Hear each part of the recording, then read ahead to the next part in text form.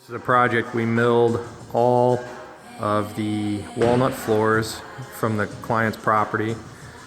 We manufactured all the cherry ceiling from the client's property. We're here to do the final coat of poly on the floor.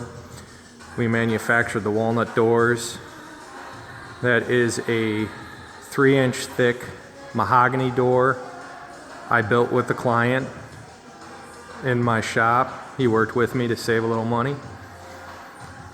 We milled and manufactured the stair treads.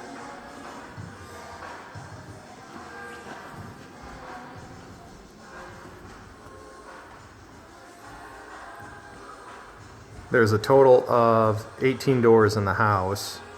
Downstairs, the doors will be made out of ash that we harvested on the property, milled, dried, and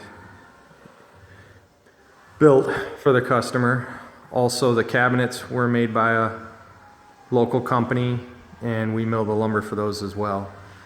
This is a really exciting project for us.